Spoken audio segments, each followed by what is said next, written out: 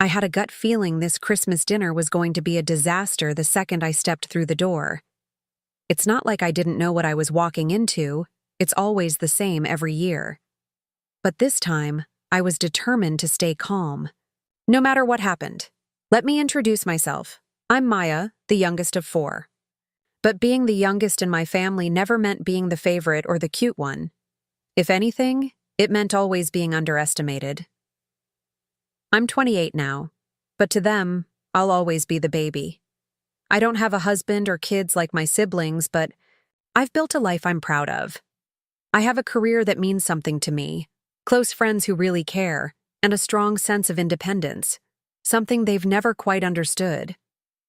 To them, life is about marriage, kids, and nothing more. Christmas dinner has always been a big family event. It's one of the rare times we all gather at our parents' place, a massive Victorian house that looks great in pictures but is a nightmare in real life. I've never liked it. It's cold, both literally and emotionally. But still, I show up every year. Because, well, family. I got there just after everyone else. Chris, my oldest brother, was already there with his wife and 3 kids, taking over the dining room like it was their house. Then there was Amy, my sister, with her husband and their new baby. Picture perfect, always polished, always putting on a show. My parents were in the kitchen, acting like they were in control, while still managing to make everyone feel like a helpless kid. As usual, I slipped in quietly, trying to stay out of the drama I knew was coming. When my mom saw me, her face lit up with that forced smile she always gives me. The kind that says, "You're here, but doesn't mean you're welcome." "Maya, sweetie," she said, giving me a hug that felt more like a polite obligation than anything else. "So, glad you could make it. Go ahead and grab a seat."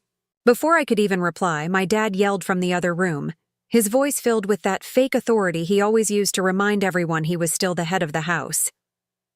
"Dinner's about ready. Chris, Amy, get the kids settled."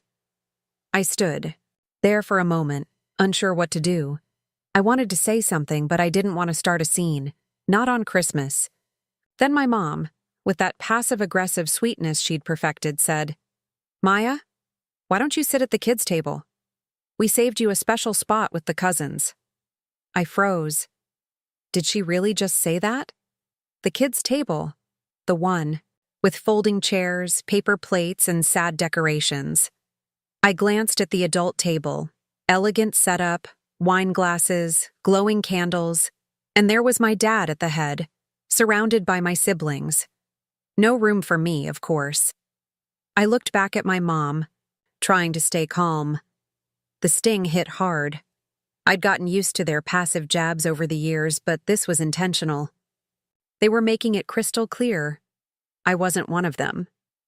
Still, I forced a smile, even though my voice trembled. "Sure, Mom. Thanks." She smiled back, clearly not bothered by how I felt. It wasn't about me. It was about the perfect family picture. I walked to the kids' table, my stomach in knots with every step. I didn't expect them to treat me like royalty, but for once I hoped to be treated like an equal. Instead, I sat in a plastic chair next to toddlers who cared more about mashed potatoes than anything else. No one even acknowledged me. I stared at the sad-looking plates. It felt like a slap in the face. One of the kids dropped broccoli on the floor, and I had to hold back a scream. That's when it clicked. This wasn't about a table or tradition. This was about how they saw me. Less than. They didn't even try to hide it anymore. Something in me snapped. I stood up quietly, grabbed my coat, and walked straight to the door. No shouting. No scene. Just done.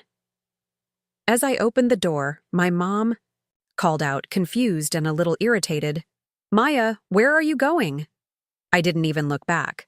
"I'm leaving," I said. "Enjoy your dinner." The door slammed behind me, and the cold air outside hit hard, but I didn't care. My car was just down the street, and with each step away, I felt lighter. Their voices faded behind me. I drove for hours, no destination, just the road and my thoughts. Eventually, I ended up at a quiet diner. I sat in a booth, ordered something warm, and tried to steady my hands. I couldn't remember the last time. I'd felt so angry and relieved at the same time. That's when my phone lit up. Texts, missed calls, nonstop. Chris, Amy, even my dad. But the one that stood out was from my mom. "Where are you? We need to talk. This isn't funny, Maya." I couldn't help but smirk. I wasn't answering, not yet. They didn't realize I wasn't playing along anymore. The ball was in my court now. I set my phone down, sipping my coffee, steam curling in the air. What would I do next? Even I didn't know yet. But I knew one thing: they wouldn't like the answer. I sat there for what felt like forever, my phone buzzing again and again. Their messages turned from confusion to panic.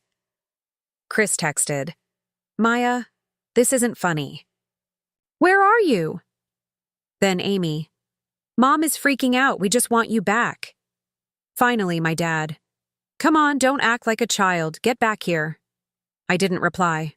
I didn't owe them anything. They had made their choice the moment they treated me like an afterthought. I just wanted to be seen as an adult, someone who mattered. Instead, they tucked me away with the kids. An hour later, I picked up my phone again. Their panic was growing obvious. Then another message popped up, from my mom. And this one hit a nerve. "Maya, I don't understand why you're doing this. Your siblings are worried. This is ruining Christmas. Don't make this about you. You're being selfish." I stared at the words, anger flooding my chest. Selfish? They were the ones obsessed with appearances. I was just another piece of their perfect puzzle. And now I was the problem? I didn't cry. I didn't even laugh. I just blocked her number. I wasn't going to let her guilt trip me. Not this time. I took a deep breath and tried to refocus. This wasn't a random meltdown. I had a plan. They had hurt me, all of them, and tonight, they'd finally see the cost. When I finished my food and calmed down a bit, I opened our family group chat. It was full of messages about me. "This is ridiculous. She's acting like a child. What's the big deal?" "We didn't mean it like that. I think she's just overreacting." I scrolled through their messages, my fingers twitching. I could have just let it go. That would have been the easy route. But I didn't want easy. I wanted them to feel it. I wanted them to finally understand that the way they treated me had consequences. I began typing, slowly at first, but soon the words poured out faster. It wasn't just about tonight.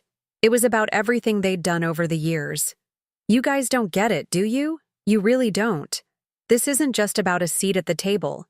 It's about how you've made me feel like I don't belong. Like I'm invisible unless you need something. I'm the only one who doesn't get praised for following the same path. Marry, have kids, fit in. I've built a life on my own, and I'm proud of it. Maybe it's time you finally respected that." I paused, hovering over the send button, letting the weight of my words settle. For once, I felt in control. I wasn't seeking their approval anymore. I wasn't their little side project. I hit send. It didn't take long before the replies came flying in, message after message. My phone lit up with a frenzy of notifications. The first was from Dad. "Maya, this is ridiculous. You're being dramatic. Get over yourself." Then Amy, "You can't just leave and expect everyone to be okay with it. What did you think would happen?" Then Chris, "We didn't do anything wrong." "Maya, calm down and come back before you destroy everything with your tantrum." Each one felt like a slap. They still didn't get it, still blaming me for finally speaking up, still twisting it like I was the one who broke things. I didn't reply. Instead, I did something I'd been thinking about for years. I opened my photo gallery, scrolled back to that Christmas picture. Everyone was smiling, all dressed up, like some perfect holiday ad. Everyone except me. I looked like I didn't belong. like I'd been shoved into the frame at the last minute. But I remembered that day. The whispers, the jabs disguised as jokes, the silence that followed when I tried to speak. I posted that photo to the family group chat with a caption, "Here's to the perfect family, always making sure the youngest one knows her place." Then I turned my phone off. For the first time in years, the quiet felt good. No buzzing, no guilt, no pretending. I stayed in that silence, just breathing, just existing, finally free. Hours passed. I stayed up late, just thinking. I knew what they were saying behind my back, even if they didn't dare say it to my face. Chris probably thought I was being the family drama queen again, but I wasn't playing that role anymore. If they couldn't handle me standing up for myself, that was on them. Eventually, I plugged in my phone and checked the messages. As expected, they kept coming. Missed calls, angry texts, then guilt-laced pleas. I read through them all with a kind of satisfaction. They were spiraling, and I wasn't going to make it easy for them. Then came Mom's long message. "I don't know what's gotten into you, Maya. You're making this about us when it's clearly about something going on with you. You can't run from family like this. You're tearing us apart. Please come back. Christmas isn't the same without you. This isn't who you are." There it was. The classic guilt trip, twisting the narrative, making me feel like the problem. Like standing up for myself was the real betrayal. Dad chimed in. "This is childish. We need to talk. Come downstairs when you're ready." Then Chris, "If you thought walking out would, prove a point. You're wrong. You're just causing more damage. You owe us an apology." An apology? For what? For not being their doormat? For finally setting a boundary? No. Not this time. Then came Amy's message. Different. Not angry. Not defensive. Just sad. "Maya, I know you're hurt. I get it. But this isn't the way to handle it. I love you. You're my sister. But you're pushing us away. Please come home. It's Christmas." I stared at her message for a long time. Amy had always been the one who had my back when we were kids, but even she had stopped standing up for me. She let things slide. She knew it was wrong. And she let it keep happening. I wanted to tell her all of that I wasn't acting out, that I wasn't being dramatic. I was finally claiming space. But instead, I just typed, "I'll think about it," and I put the phone down. A part of me felt guilty, but I brushed it off. I wasn't going to pretend anymore. I wouldn't return until they saw me as I really was. The next morning brought more messages, some from family friends asking where I was, some from Mom, relentless. But Amy's second message stood out. "Maya, I talked to Chris and Mom. They're upset. And honestly, so am I. We're a family. You can't just cut us off. If you don't come back, this is going to spiral. Please don't make it worse. More pressure, more guilt, still no accountability." They were making it sound like I was the one causing harm. But the truth? The real harm came from years of being dismissed, sidelined, ignored. I opened the group chat again, just stared at it. My fingers hovered over the screen. I wanted to type something that would make them finally get it, but I wasn't sure I was ready to talk yet. Not until I believed they actually saw me, not just as the baby of the family, but as an adult with her own life, her own worth. Then another message, from Dad. "Maya, we need to talk. You can't keep running. You'll regret this." And there it was again, that crushing weight, the same tactics, the same manipulation, like a door slowly shutting. But I didn't reply. Not yet. The day dragged on, every hour more texts, more calls, trying to pull me back. But I stayed quiet. I kept my distance. I had made my decision. I wasn't going to let them guilt me back into being who they wanted me to be. That evening, I sat by myself, looking at the empty chair across from me. The chair I would have been in if I'd gone back. Part of me still felt the old pull. To fix it. To make nice. It was Christmas after all. But I knew if I gave in now, it would mean I'd accepted it. That their version of family, the kind that ignored my pain, was good enough. And it wasn't. Fine.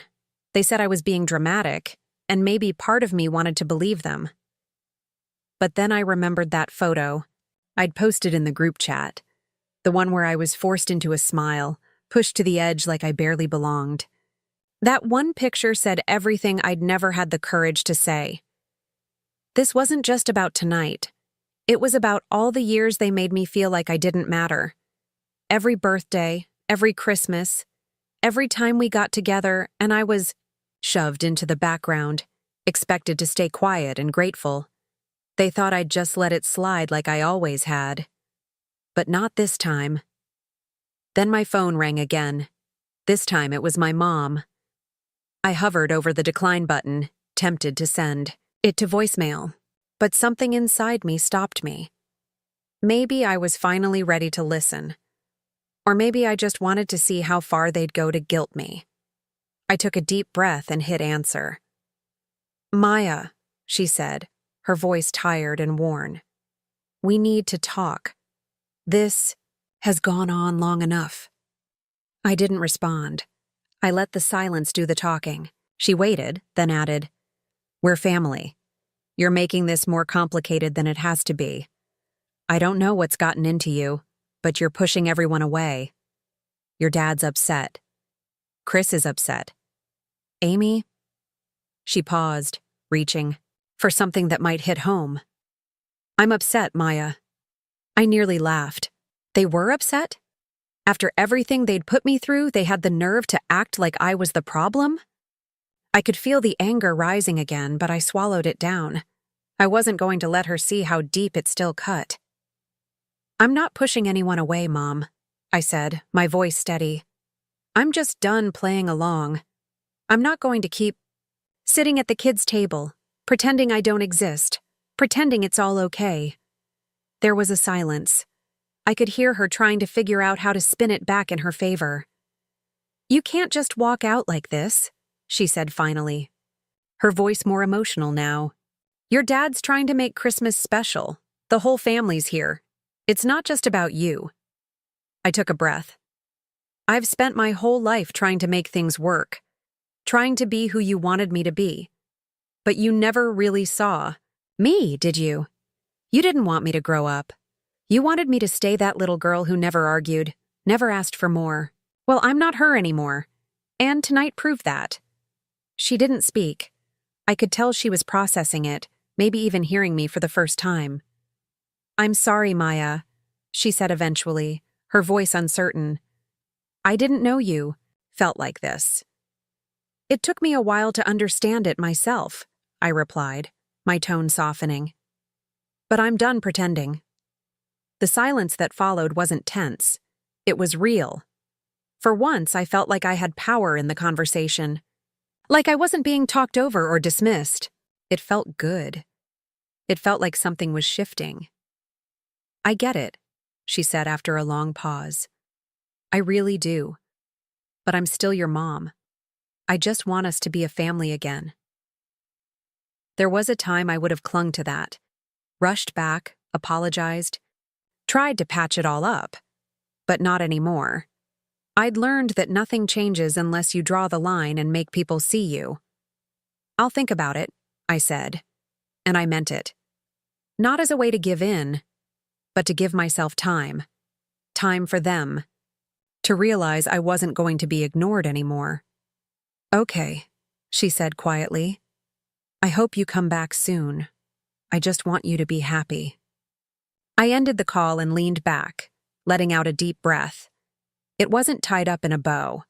There was no magical fix. But for the first time in a long time, I wasn't just reacting. I was choosing. I wasn't going to let them shrink me down anymore. I put my phone down and stared out at the falling snow, the world quiet and still. I didn't know what was next, but I felt something I hadn't felt in years. Freedom. And as for Christmas? It wasn't ruined, because for once I was choosing myself. The rest could wait. And now I can't help but wonder, did I make the right choice? Or did I just walk away from something that could have been saved? Let me know in the comments.